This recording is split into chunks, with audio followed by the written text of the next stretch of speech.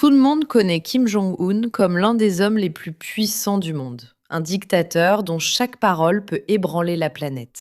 Mais peu de gens savent grand-chose sur la femme que l'on voit souvent juste derrière lui, sa jeune sœur, Kim Yo-jong. À première vue, elle peut sembler discrète et inoffensive avec son sourire naturel, mais beaucoup pensent qu'elle est en réalité l'une des femmes les plus redoutées au monde. On l'appelle souvent la princesse rouge de la Corée du Nord. Alors, qui est-elle vraiment? Quel secret cache-t-elle? Et pourrait-elle un jour devenir la première dirigeante de la Corée du Nord? Regardez la vidéo complète pour découvrir la vérité sur l'une des femmes les plus mystérieuses et influentes du monde. Commençons. La Corée du Nord est l'un des pays les plus secrets et isolés au monde.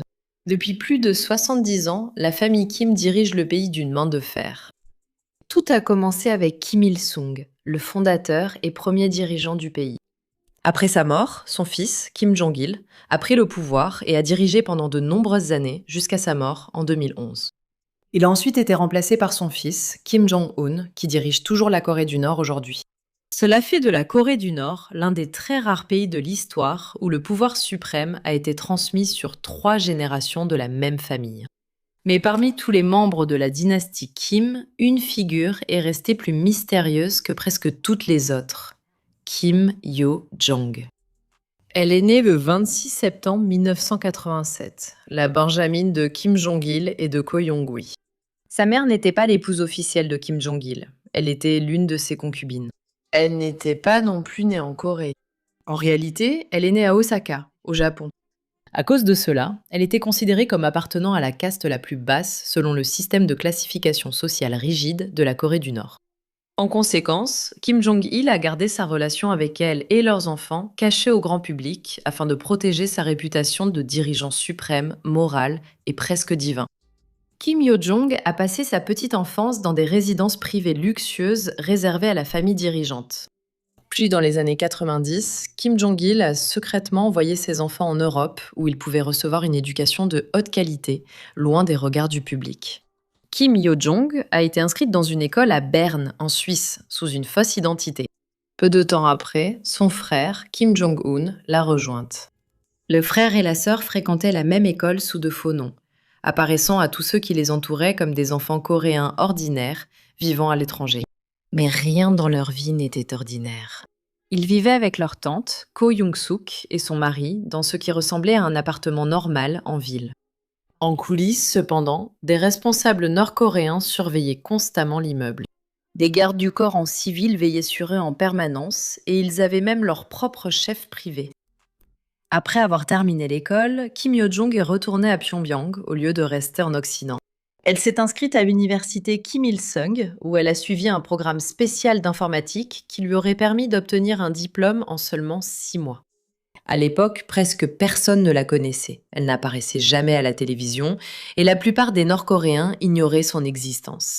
Ce n'est qu'en 2011, lors des funérailles de son père, que le monde a aperçu pour la première fois Kim Yo-jong.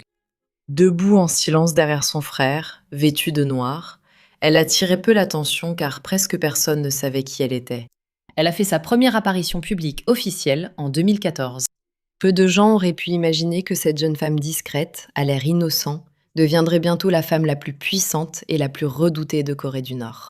Kim Yo-jong est devenue l'une des plus proches confidentes de son frère, alors que Kim Jong-un éliminait sans pitié tous ceux qui faisaient obstacle à son pouvoir. Elle apparaissait à ses côtés lors de pratiquement chaque réunion importante et cérémonie officielle. Elle portait parfois des documents pour lui. À d'autres moments, elle se tenait assez près pour lui tendre un cendrier, veillant à ce que même le moindre désagrément n'atteigne jamais le dictateur enchaîné à sa cigarette. Aux yeux du monde extérieur, elle ne semblait rien d'autre qu'une sœur cadette loyale, assistant son frère. Mais au fil des années, de nombreux analystes en sont venus à soupçonner qu'elle est la véritable tête pensante du régime. Certains ont même soutenu que son frère n'a qu'à sourire et faire ce qu'elle dit. Son influence est devenue particulièrement visible chaque fois que Kim Jong-un disparaissait de la scène publique, souvent en raison de problèmes de santé signalés. Elle est intervenue pour assumer certaines de ses responsabilités et à certains moments a publié des déclarations en son nom. En tant que chef du département de la propagande et de l'agitation, elle a été chargée de contrôler la façon dont toute la nation perçoit la famille Kim. Elle supervise chaque journal, chaque émission, chaque image officielle de Kim Jong-un. En termes simples, c'est la femme qui aide à faire croire à 26 millions de personnes que la famille Kim est comme des dieux. Mais la route vers le pouvoir de la famille Kim a toujours été pavée par l'élimination de toute personne qui se met en travers de leur chemin. Et Kim Yo-jong a montré qu'elle comprend parfaitement cette règle. En 2013, Kim Jong-un a ordonné l'exécution de son propre oncle, l'un des hommes les plus puissants de Corée du Nord, après l'avoir accusé de trahison.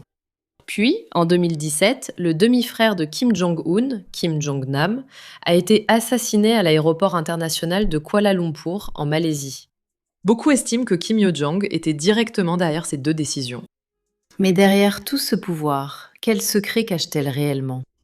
En 2018, elle a fait sa première apparition internationale en assistant aux Jeux Olympiques d'hiver en Corée du Sud en tant que représentante de la Corée du Nord.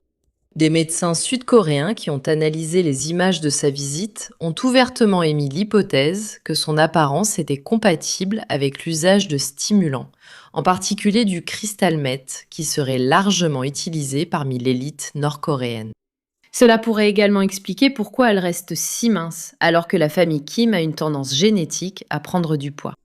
Kim Yo-jong serait également mariée à un camarade de classe de l'université Kim Il-sung. Selon sa page Wikipédia, son mari est Cho Hui-sung, le fils de Cho Hui-ryong-hae, l'une des personnalités les plus puissantes du pays. Ensemble, ils ont 2 enfants.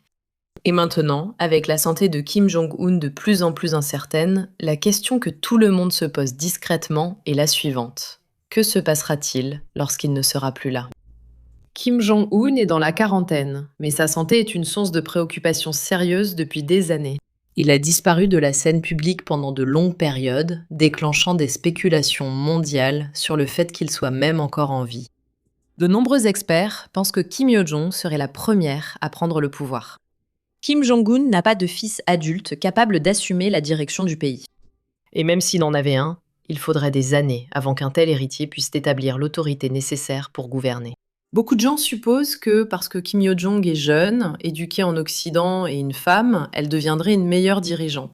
Mais il y a peu d'éléments pour étayer cette idée. Après tout, Kim Jong-un a aussi étudié en Suisse et a connu la vie en dehors de la Corée du Nord. Pourtant, une fois rentré chez lui, il est devenu plus impitoyable encore que son père. Kim Yo-jong semble également être encore plus brutal que son frère. Mais il y a une autre possibilité.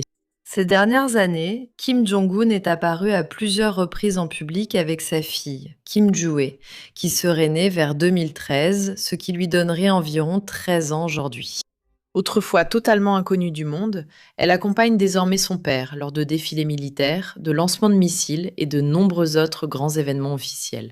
Son rôle public de plus en plus important a amené certains analystes à supposer qu'elle est présentée comme une future dirigeante. Ainsi, pour la première fois en 70 ans d'histoire de la dynastie Kim, les 2 successeurs les plus probables au pouvoir absolu sont toutes 2 des femmes. Même si Kim Jong-un semble aller bien pour l'instant, ses problèmes de santé persistants signifient que la Corée du Nord pourrait bientôt voir sa toute première dirigeante suprême. Selon vous, qui succédera finalement à Kim Jong-un ? Kim Yo-jong ou Kim Joo-hee ? Partagez vos avis dans les commentaires. Et voilà. Si vous avez apprécié la vidéo et que vous en voulez d'autres du même genre, n'oubliez pas de laisser un pouce bleu ci-dessous pour montrer votre appréciation. Et si ce n'est pas déjà fait, vous devriez vraiment vous abonner. Abonnez-vous à ma chaîne et activez la cloche pour être averti à chaque fois que je publie une nouvelle vidéo chaque semaine. On se retrouve dans la prochaine vidéo.